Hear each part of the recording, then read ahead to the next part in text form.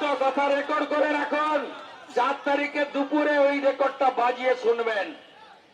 এক, এবারে ভারতীয় জনতা পার্টির সরকার হচ্ছে হচ্ছে হচ্ছে 16তে 3, 2177, এবারে 177 প্লাস। আর নন্দীগ্রামেও হারিয়েছি, এবারে ভবানীপুরেও হারাবো।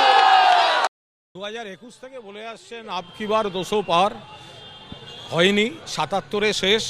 এরপরে যেটা হয়েছে 23 সালে পঞ্চায়েত নির্বাচন, বলেছিলেন জেলা পরিষদ জিতবো, একটাও জেতেননি, পূর্ব মেদিনীপুরে জেতেননি। 2024 তখন বললেন লোকসভায় সিট বাড়বে বিজেপির, বাংলায় কমে গেল, তৃণমূল বাড়ল। উনি ফ্লপ জ্যোতিষী, নন্দীগ্রাম এবং ভবানীপুর দুটোতেই হারতে চলেছেন, সেই জন্যই মরিয়া হয়ে দ্বিতীয় জায়গায় দাঁড়াবার ইচ্ছা। দুটো সিটেই শুভেন্দু অধিকারী প্রাক্তন বিধায়ক হয়ে গেলেন।